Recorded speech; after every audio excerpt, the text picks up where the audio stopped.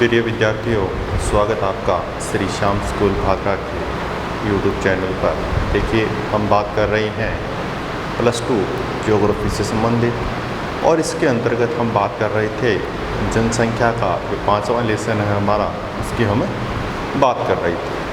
तो जनसंख्या के अंतर्गत हम देख रहे थे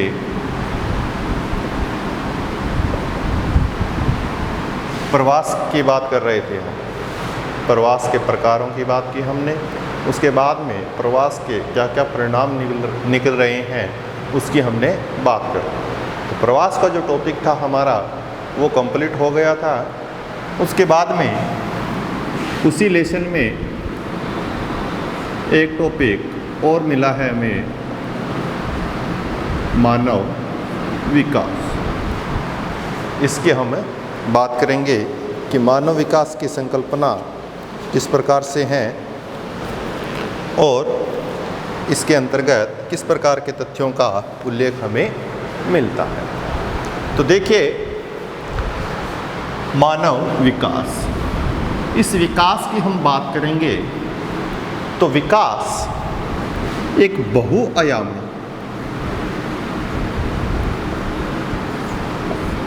या हम कह सकते हैं मल्टी डायमेंशनल संकल्पना मानी जाती है। विकास क्या है? एक बहुआयामी संकल्पना मानी जाती है। बहुआयामी का मतलब क्या है? मल्टी डायमेंशनल क्या मतलब है? देखिए, कोई एक फैक्टर ले रहे हैं हम, सिर्फ आर्थिक मान रहे हैं, तो उसका हम किसी भी पक्ष की बात करेंगे तो उसका हम सिर्फ एक पक्ष देख रहे हैं, इसको हम बहुआयामी नहीं कहेंगे, बल्कि इसके साथ साथ में हम सामाजिक, राजनीतिक, पारिस्थितिकीय,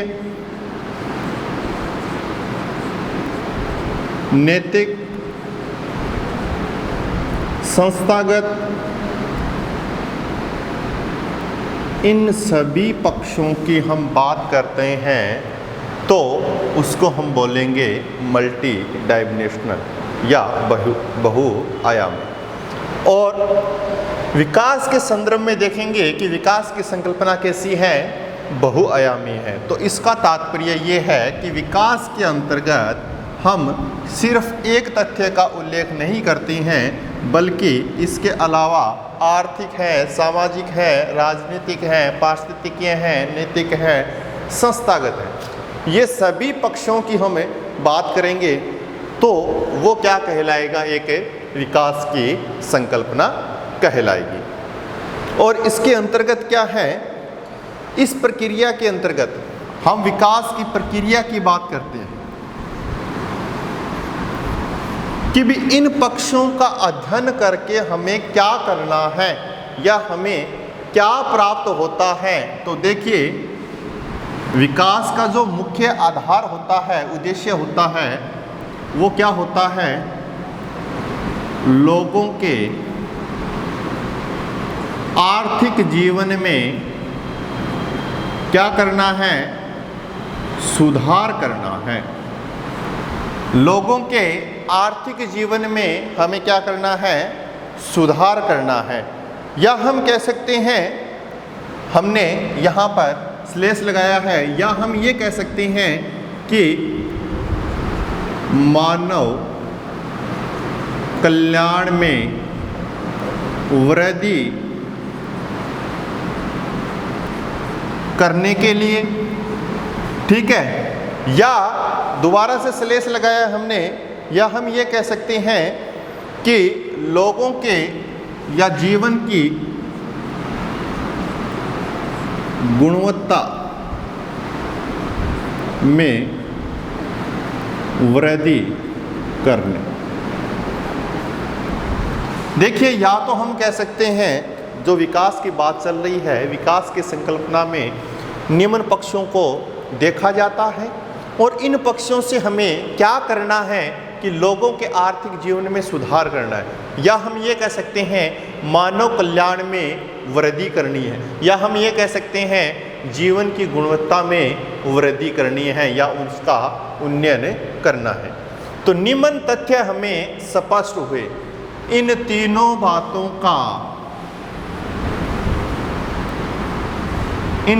बातों का अर्थ देखें तो अर्थ क्या निकल रहा है?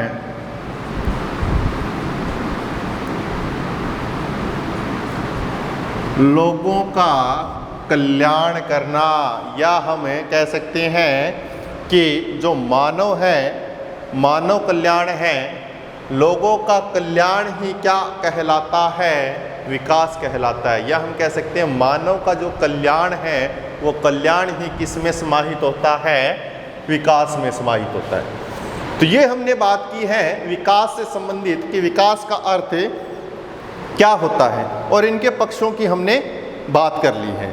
कई बार क्या होता है कि हम लोगों का कल्याण जो है, या हम कह सकते हैं लोगों का जो विकास है, उस विकास को सिर्फ और सिर्फ किस संदर्भ में देखते हैं?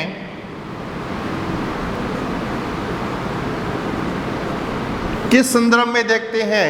धन के संदर्भ में देखते हैं कि जिसके पास में ज़्यादा धन होता है मतलब उसका कल्याण उतना ही बढ़िया होता है। लेकिन इस विकास की संकल्पना में ये तथ्य बिल्कुल गलत साबित होता है। इसी के आधार पर संयुक्त राष्ट्र अमेरिका के द्वारा मानव कल्याण, जो मानव विकास की संकल्पना है, उस संकल्पना को प्रदर्शित किया गया। इसकी हम आगे बात करेंगे। देखिए हमारे मन में क्या होता है कि जिसके पास में धन होता है हम उसी का विकास अत्यधिक समझते हैं, और यही पिछले कुछ दशकों की बात करेंगे तो विश्व की दृष्टि से इसी प्रकार के कुछ तथ्य हमें स्पष्ट हो रहे थे। क्या मान रहे थे कि जिस देश की अर्थव्यवस्था, जिस देश की अर्थव्यवस्था बड़ी है वो देश किस श्रेणी में हम मान रहे थे? विकसित श्रेणी में मान रहे थे। किस श्रेणी में? विकसित। और जिस देश की अर्थव्यवस्था छोटी हैं या कमजोर हैं तो उसको हम क्या मान रहे थे? अल्प विकसित श्रेणी में मान रहे थे या अविकसित श्रेणी में मान रहे थे। लेकिन मानव विकास का जो तात्पर्य है वो इससे कतिपय नहीं है, बल्कि मानव विकास यहाँ तो सिर्फ किस पक्ष की बात चली है? सिर्फ और सिर्फ आर्थिक पक्ष की बात की हमने, और आर्थिक पक्ष के आधार पर हमने ये कह दिया कि इस क्षेत्र का विकास अधिक हुआ है और इस क्षेत्र का विकास कम हुआ है। लेकिन ऐसी बात नहीं है। आर्थिक के साथ साथ में हमें सामाजिक, राजनीतिक, पारिस्थितिकीय, नैतिक, संस्थागत, स्वास्थ्य संबंधी, संसाधनों संबंधी सभी की बात करनी पड़ेगी, तभी हम कहेंगे कि यहाँ का जो विकास का स्तर है वो उच्च है या निम्न है। तो हम कुछ देर पहले बात कर रहे थे कि संयुक्त राष्ट्र संघ ने इस प्रकार के कुछ मानव संकल्पना की बात की है, तो चलिए उसको हम देख रहे हैं। मानव विकास की जो संकल्पना है उसके अंतर्गत क्या है? मानव विकास का सीधा सा तात्पर्य क्या हुआ है? लोगों का कल्याण करना या मानव कल्याण में वृद्धि करना।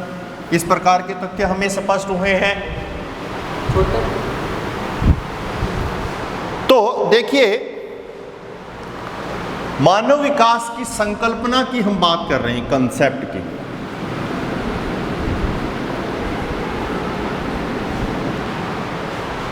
उन्नीस 1990 के दशक की बात है।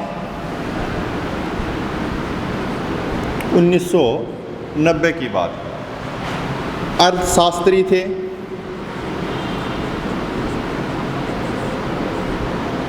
कौन से अर्थशास्त्री? डॉक्टर महबूब उल हक कहाँ से थे? पाकिस्तान से थे। इन्होंने सर्वप्रथम मानव विकास की संकल्पना की उत्पत्ति की या मानव विकास संकल्पना के बारे में बताया। इनके साथ में सहयोगी थे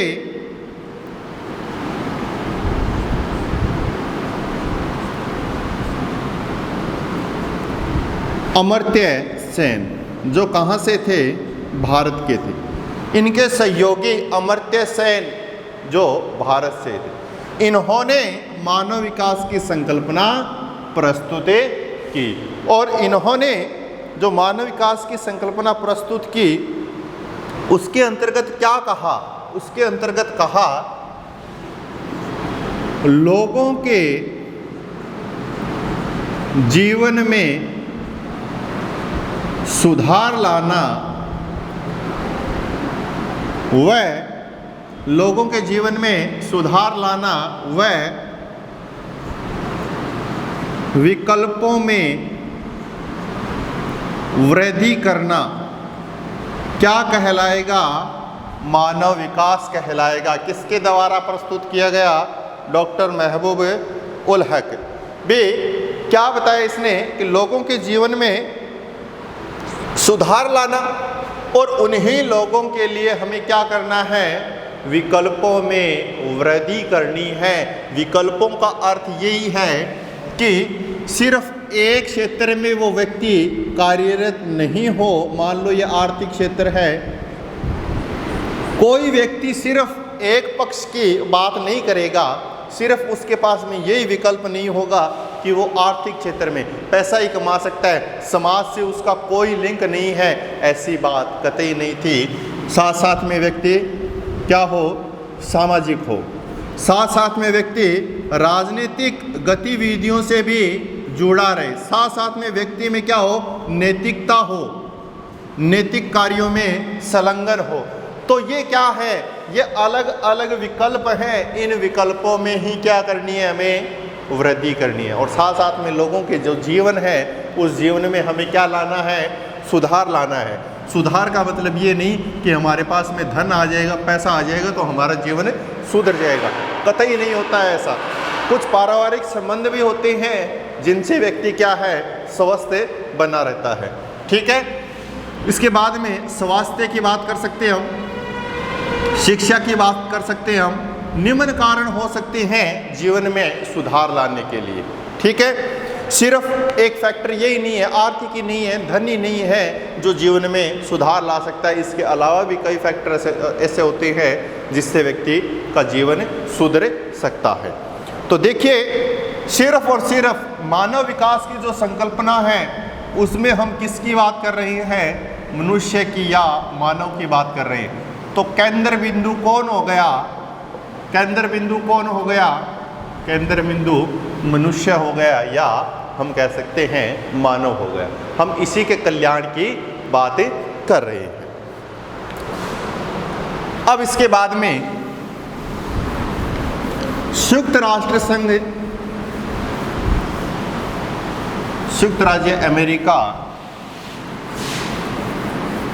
संयुक्त राज्य अमेरिका के द्वारा जो सभी देशों के सामने मानव विकास की संकल्पना की बात की गई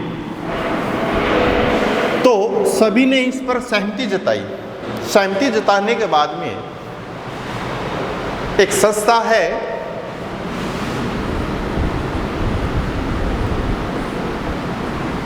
UNDP, United Nation Development programme.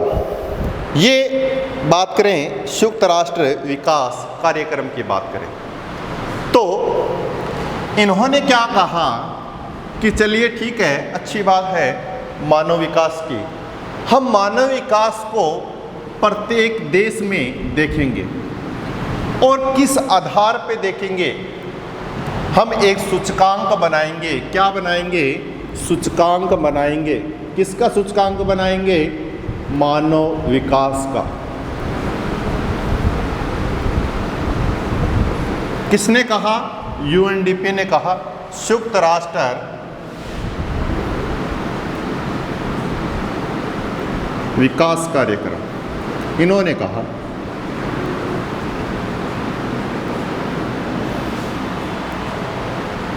सूचकांक बनाएंगे। इसका अर्थ क्या हुआ?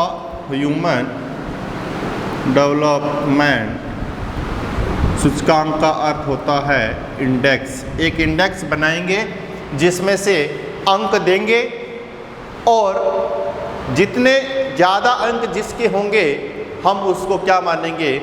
विकसित कैटेगरी में मानेंगे, या हम कहेंगे उसका मानव विकास क्या है? अधिक है।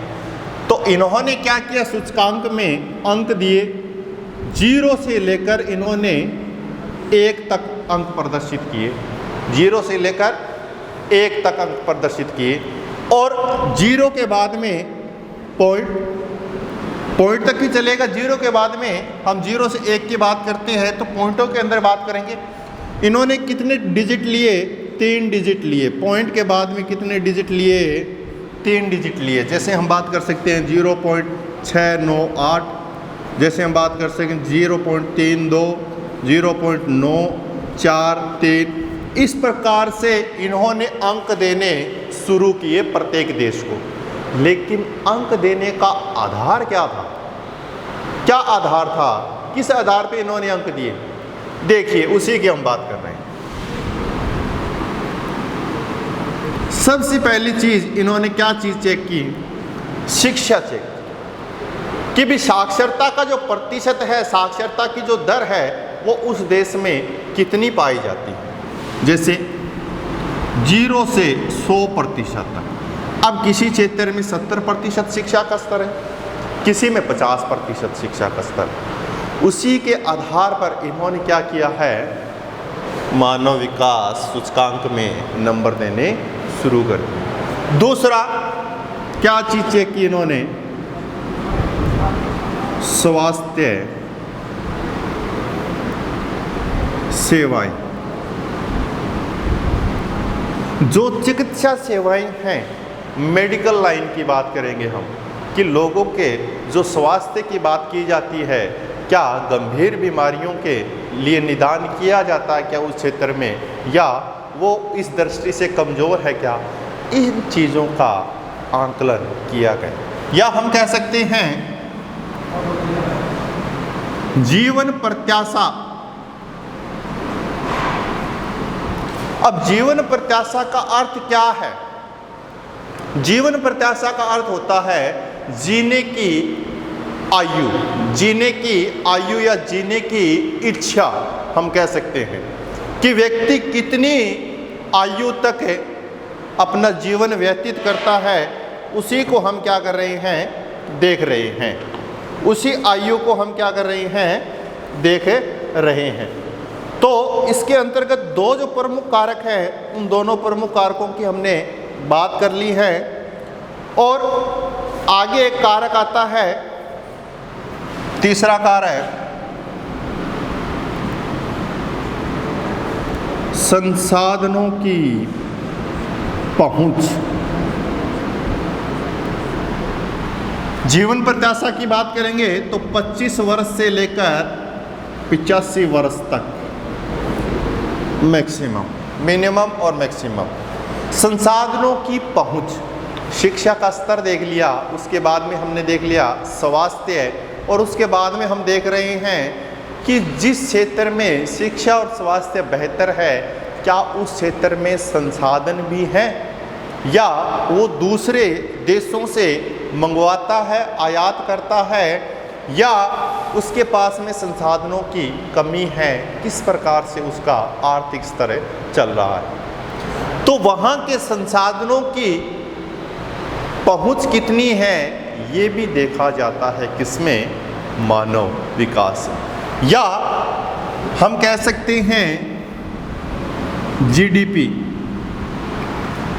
ग्रॉस डोमेस्टिक प्रोडक्ट, सकल घरेलू उत्पाद में हिस्सेदारी कितनी है, ये कह सकते हैं। संसाधनों की पहुंच कह सकते हैं, या जीडीपी में हिस्सेदारी कितनी है। जिस प्रकार से रैंक मिलती है प्रत्येक देश को जीडीपी में कि यहाँ का जो सकल घरेलू उत्पाद है वो इतने प्रतिशत है, 6% है, 1% है या 1 से कम है, -23 में भी चला जाता है।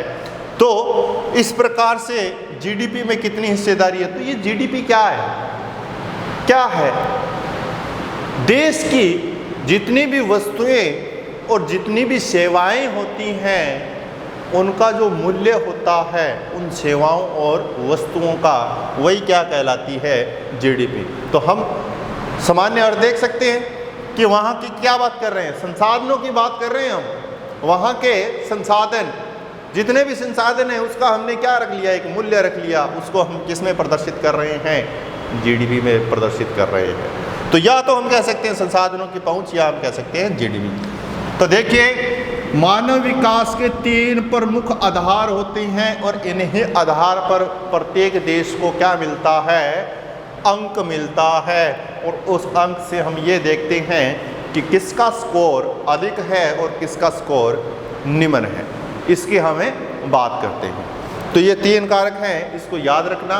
बाकी जो शेष चीज़ें हैं हम नेक्स्ट वीडियो में चर्चा करेंगे। आशा करता हूँ कि आपको वीडियो अच्छे समझ में आया होगा। Thank you very much. जय हिंद, जय भारत।